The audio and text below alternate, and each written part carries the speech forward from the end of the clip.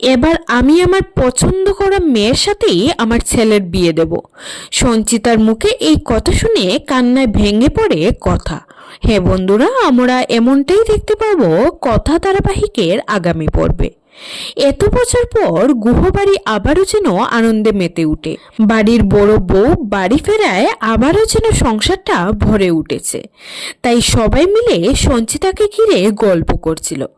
তখন লেখা অগ্নির মাকে বলে, অগ্নির জীবনে এত বড় একটা দিন, অগ্নির বিয়ে হলো, সবাই ছিল, কিন্তু তুমি ছিলে না বড় বৌদি। লেখার মুখে এই কথা শুনে সঞ্চিতা বলে, ছেলের বিয়ে দেখিনি তো কি হয়েছে, আমি আবার আমার মতো করে আমার ছেলের বিয়ে দেব। আর এবারে একেবারে নিজের ইচ্ছে মতো স্বাদ মিটিয়ে আমি আমার ছেলের বিয়ে দেব। এবারে যা হবে সব আমার পছন্দ মতো হবে। আমি নিজে আমার পছন্দ করা মেয়ের সাথেই আমার অগ্নির বিয়ে দেব। আড়ালে দাঁড়িয়ে সঞ্চিতার সমস্ত কথা শুনে কান্নায় ভেঙে পড়ে কথা।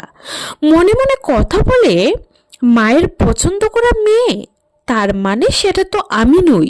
তো বন্ধুরা, কি হবে এবার?